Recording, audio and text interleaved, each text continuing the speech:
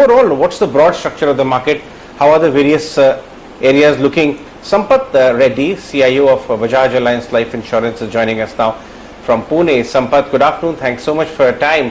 What are you making of this mid-cap melting away, small caps? Do you think this will make the market healthy?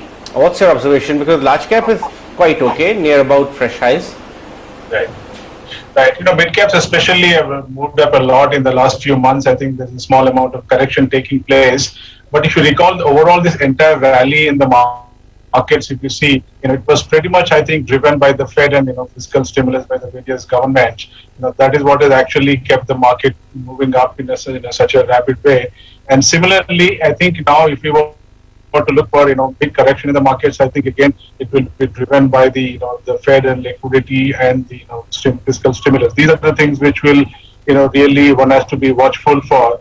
And if you go back and see historically, in the whether it's in the 2000 during the technology bubble or during the 2007-8 pre-Lehman era, whenever if it was to be induced, if the correction were to be induced by the taking away the liquidity back by the Fed, it is, we have quite a long time to go in my sense. In 2000, probably I think after hiking the rates by about 6-7 times, that's when really the market started correcting. And it was same thing in the 2007-8 also. Even after, raising the rates, about 5-6 times, or I think get to up to 4.5%, that's when the really market started correcting. Now we are talking about just, the tapering, talks of tapering in somewhere in October, November, December, and in probably the first rate hike in 6-7 months away, or even more than that. So we have a long way to go in terms of if it were to be if the correction were to be again the Fed induced or liquidity tightening. From that perspective, I think we have a long way to go. I think this is a small correction, is what my sense is. This is what it looks to me. Having said that, yes, the valuations have been on the higher side, but that's how it has been, even during those even those two instances of market peaks driven by the liquidity. So in that sense, I think we have some time to go for the market correction. Yeah, mid caps, especially in the last few months, have rallied a lot. I think there is a correction taking place. I think it's a good opportunity to enter, is what my view is. Right. Sampath, if someone who's a portfolio investor who looks at bets on a 3 to 5 year basis, in 3 years from now, even if, because tapering, whenever they start, it will not be full on, it will be a very gradual phase down. And market may actually start pricing all of that in ahead. If someone is taking a 3-year view, do you see an average portfolio from current levels in positive territory in 3 years from now, or do you think it could be challenged, returns could be challenged even in a 3-year window? I think, see, even in a very bearish market, even in a market where there is substantial correction, always there are few stocks will always perform it will do better. What is driving this rally in the past 2-3 years, may not be the same ones will drive for the next 2-3 years. It is very much possible that some of these very well performed stocks or sectors may take a breather, and some of the ones which have been laggards may come into the into the rally. So that as a well constructed portfolio, perform along with some value stocks, along with some cyclical stocks, and some defensive bets taking together, I think from a 3 to 5 year perspective, one could construct a good portfolio which will give decent positive returns from now. Sure. Let's understand your thoughts on two areas. One which has done phenomenally well and surprised many, and not many could catch the full rally. I'm talking about steel and metals. And the other one which people by and large have shunned because of COVID impact. I'm talking about financials, especially private sector banks and few large NBFCs.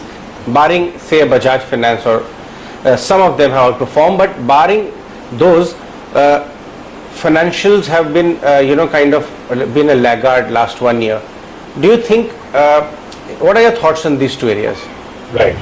See, let's look at metals first. most of the aluminum and steel and all of the commodity prices have moved up quite substantially in the last 6 months. And based on the current prices, the free cash flows to the most of these commodity companies is exceptionally high. From here on, if steel prices or aluminum prices need not go up further for the metal stocks to give a good positive returns. Even if the steel and aluminum prices were to remain here for the, let's say, 2-3 quarters more, they will, I would still think that these commodity stocks can give a very good return from current level, because at these prices, almost about 25 to 35% kind of a percent of the market cap is being generated every year as a free cash by these companies. If the price were to just remain where it is, you would still easily can make upwards of 10 to 20% kind of returns. That's how the kind of commodity prices are today. I think some of it is driven by the Chinese side of it. Chinese government curbing the production because of the pollution related issues is also helping the overall market. And even if you look at today, for example, the steel prices in the US and Europe is substantially higher than what it is there today. Almost I think $400-500 higher prices are there in per ton in these developed markets. And not only that, most of the global headlines, if you look at in terms of where spending is going to be, the US market, US seems to be spending, going to spend in a significant way in the infrastructure side. The bill is at the Senate level and all that. So if that were to happen, I think, the demand for the commodities led by the infrastructure spending by the developed countries continue to be there. All we need to do is that, the steel prices or aluminum prices should stay here for some more time, maybe 2-3 quarters more, so that the prices will continue to go up. That's why we still like this sector at this juncture. And in the banks, I think among all other sectors, probably the banks is somewhat, I think, valuations wise, they are somewhat close to their historical mean, whereas most other sectors, if you look at it, they are higher than the historical, mean, substantially higher than the historical mean. It's just that, the last quarter, there has been slightly higher slippages than the anticipated levels, because of which I think the banking sector has been not performing so well for the last 3 to 4 months. But we still like the top 4-5 private sector banks. They are very well positioned. Their capital adequacy is exceptionally good. They have very strong management team. Most of them is fully embracing the technology. I think they will.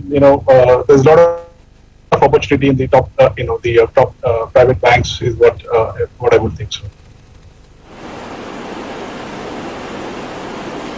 Right. Before I let you go, Sampath, I want to understand across mid and small or even large cap, which is the area of the market in your view, which in the new environment where marginal risk off is also started coming on the table, offers the best margin of safety in your view?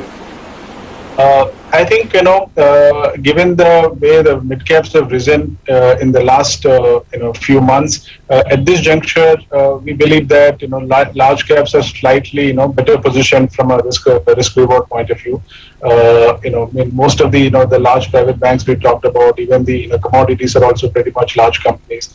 At these level of markets, I would bet more on the larger cap segment than the mid cap, because market is not where it's close to historical mean valuation. It's slightly much higher than the historical mean valuation. It's very much possible that corrections could happen anytime soon. So in that backdrop, I think the better risk reward is there more in the larger cap sector.